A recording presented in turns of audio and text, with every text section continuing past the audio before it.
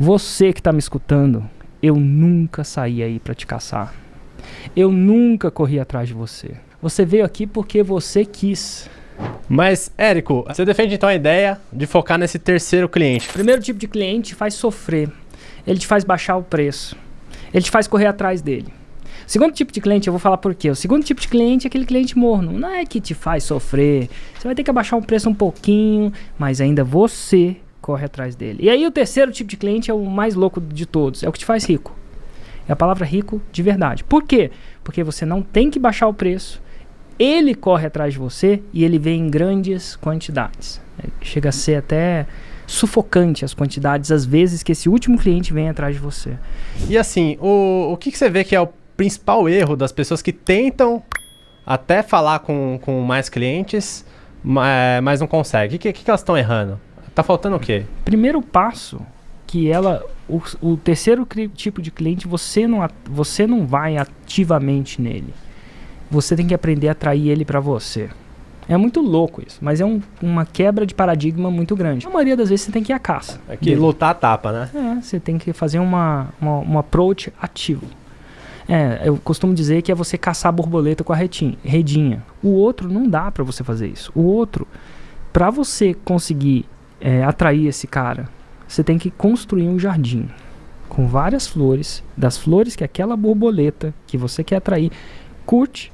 Vai, faz o jardim, tem que plantar, pegar um terreno, plantar, goaba, guaguba, e faz aquele jardim o melhor lugar do mundo para essa borboleta chegar. Um lugar atrativo para ela chegar. E aí ela chega. Né? Uma chega, às vezes não conhece, uma chega. Olha que louco, que jardim legal, me sinto tão bem aqui. E aí sabe o que ela vai fazer? Ela vai dar uma volta, não vai ficar no jardim pro resto da vida, afinal ela tem mais o que fazer, e ela encontra a borboletinha amiga dela. Oi, borboletinha, tudo bom? Onde você passou o dia? Cara, passei no jardim do Érico, olha só que legal. E tem uma fala do Ted que exemplifica muito isso com um ganso. Tem um cara lá, eu esqueci o nome dele, que ele foi o campeão de foie gras. Foie gras, para quem não sabe, é você forçar a alimentação num ganso, tal que o fígado dele seja tão grande, meio que quase exploda de tão gordo mesmo, e aquele fígado fica gostoso, foie gras. Inclusive, foie gras vem da alimentação forçada. É teatricamente horrível isso. E foi um cara lá da Espanha que ganhou as Olimpíadas de foie gras. Você não sabia que tem a Olimpíada de foie gras? Caraca. E ganhou dos franceses. Olha que interessante. E essa é uma talk do TED. The best culinary experience of my life. Because what I saw, I'm convinced, is the future of cooking. Ridiculous, right? I mean, foie gras and future of cooking. There's not a food today that's more maligned than foie gras, right? I mean, it's crucified. It was outlawed in Chicago for a little while. Só que tem uma sacada. Os franceses queriam tirar, e esse era o tema da talk, queriam tirar o título dele. Porque eles não faziam alimentação forçada. Ele conseguiu produzir o foie gras sem enfiar um cano na goela do ganso. Olha. Como ele fez isso? Como é que ele fez? E o foie gras era da melhor qualidade, tal que ele ganhou as Olimpíadas foie grasescas. E ele fala como é que ele fez isso. E tem tudo a ver com essa parada. Como é que ele fez? Ele pegou e descobriu que o foie gras foi inventado lá no Egito. Ele descobriu que um pouco antes, eu acho que do inverno, os gansos comiam muito, naturalmente. Porque, ganso é inverno, não tem lareira para ganso. Ele ia ter que viajar muito, alguma coisa. Então ele naturalmente comia muito. Os egípcios viram isso e ao abater o ganso, ele via que o fígado dele, desse período, estava mais o quê? Gordo, gordinho, gostoso.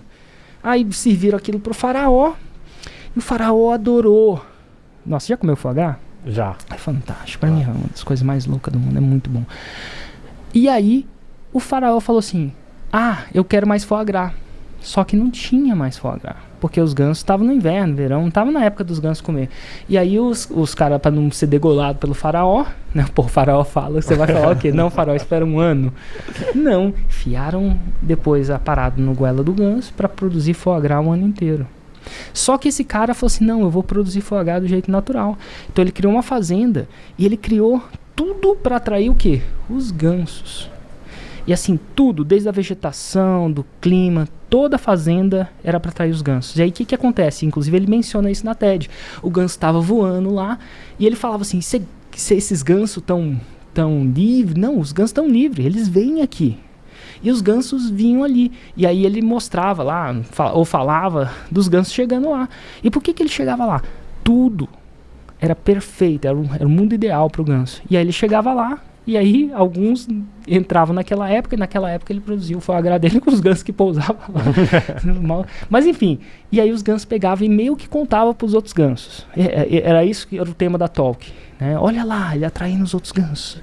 E pro jornalista de comida, que era um chefe de Nova York, muito famoso, a talk do TED não era do fazendeiro, era do chefe. O fazendeiro tá lá na Galícia, se não me engano. Galícia, eu acho. Fazendo essa parada. E aí o chefe achou aquilo tão foda de produzir. O foie gras dele é tão massa, porque ele temperava o foie gras com as coisinhas que ele botava. Aquele mais apimentado, botava uma pimenta lá, o ganso comia e ficava mais apimentado. É muito louco. E ele falou que nunca mais ia servir foie gras que não fosse desse jeito natural desse chefe. E achou o máximo. O que aconteceu? Os gansos, as borboletas vinham. Ele criou o ambiente ideal para os gansos virem ali. E ele acabou produzindo produto de maior qualidade por causa disso. É a mesma analogia.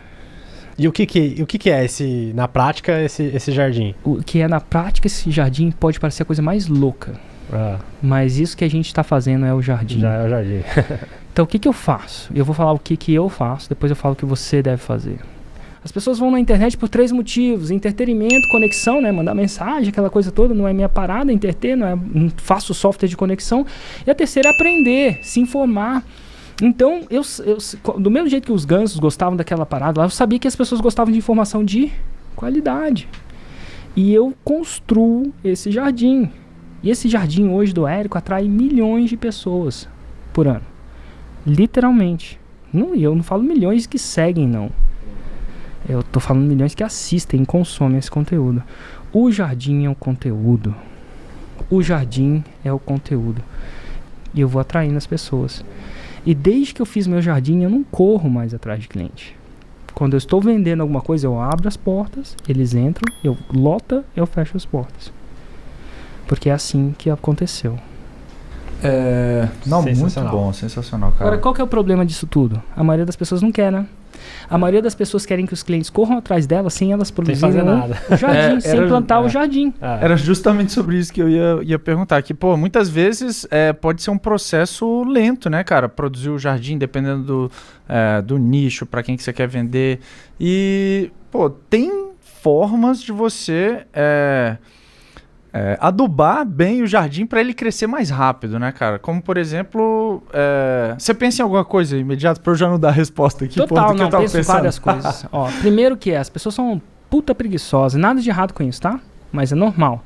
Então ninguém quer produzir o jardim. Nem quer o foie gras pronto no prato sem fazer nenhum trabalho. Isso é a bênção e a penitência. Porque se você é um cara que sabe arregaçar a manga e entende o que é necessário, você produz o jardim e você tem esse jardim. Pronto. É a bênção, que dá, a penitência que dá trabalho, a bênção que dá trabalho. Isso por si só já motiva. A segunda coisa que eu não quero produzir o jardim, meu negócio não é jardim. Meu negócio é ser dentista, meu negócio é advogado. Ele que não entende que sim, o seu negócio é jardim. Não ensinam isso na faculdade, mas atrair cliente é umas coisas mais importantes de qualquer pessoa que entra no empreendedorismo. De qualquer pessoa que entra no empreendedorismo. Atrair é uma parte daquilo.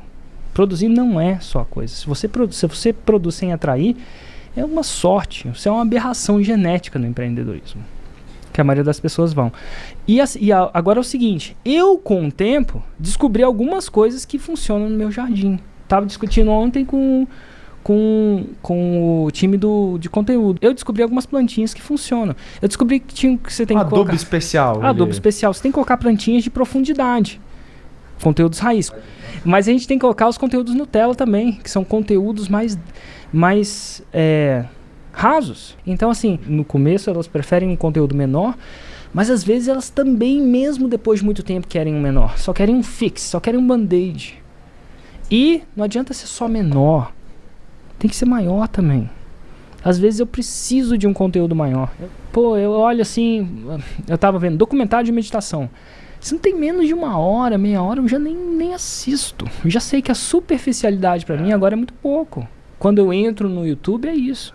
Então seu jardim tem que ter esses 2 tipos de planta.